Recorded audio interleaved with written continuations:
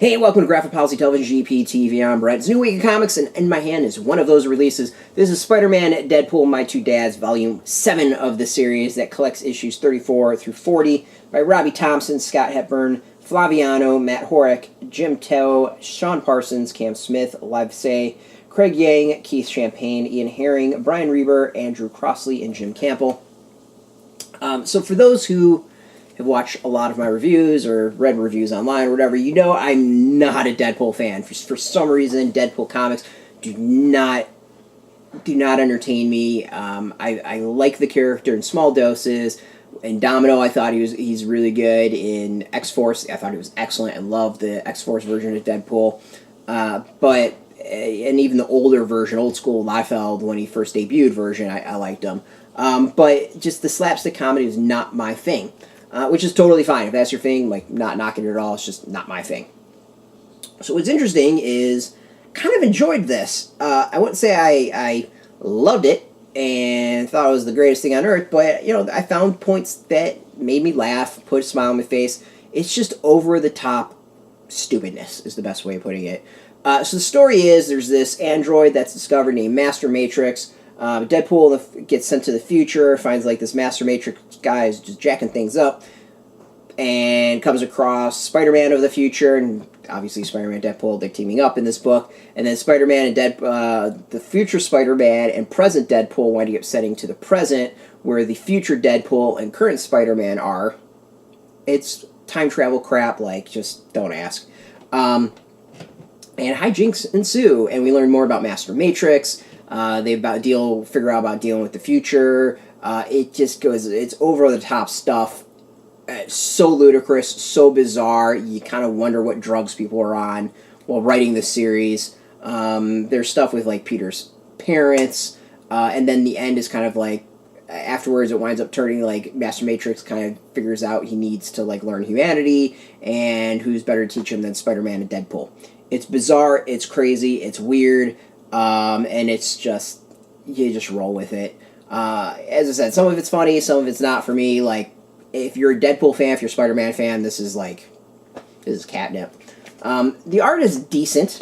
Some of the art's really, so it's interesting, some of the art's really good.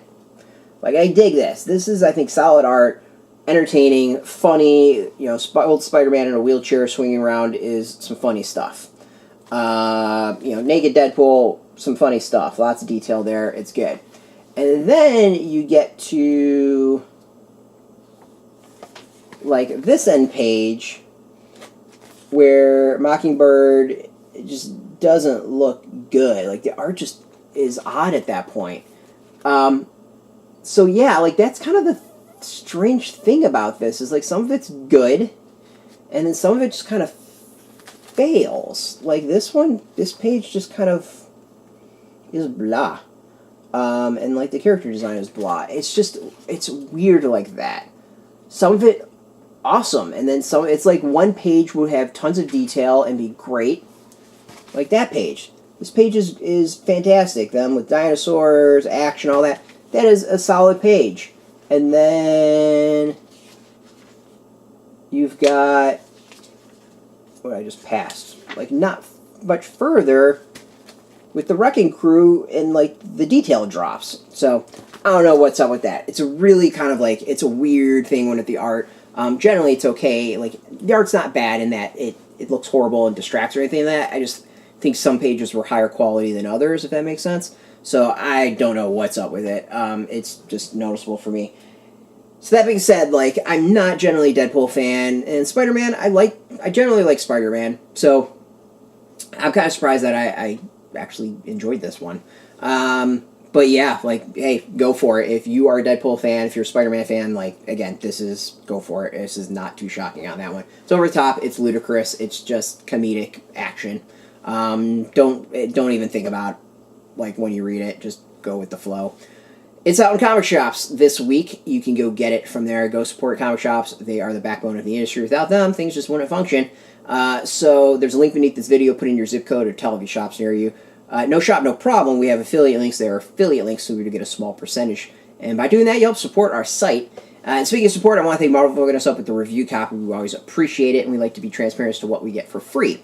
If you are into Marvel, Deadpool, actually I want to thank you, the viewers, first.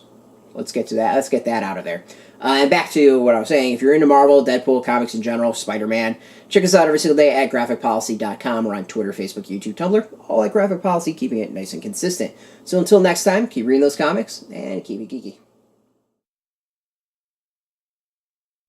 Hey, thanks for watching the previous video from Graphic Policy Television. Just by watching, you help support our site. Thank you so much. Now, if you're watching these videos, you probably care about geeky things like movies, television, comic books, toys, games, video games, you name it. You can go and subscribe right now to our YouTube channel to stay in touch and catch all the new videos, or check out our website at graphicpolicy.com. There's a nice link on this end of the video. But as always, thank you for watching. Keep on rocking and keep it geeky.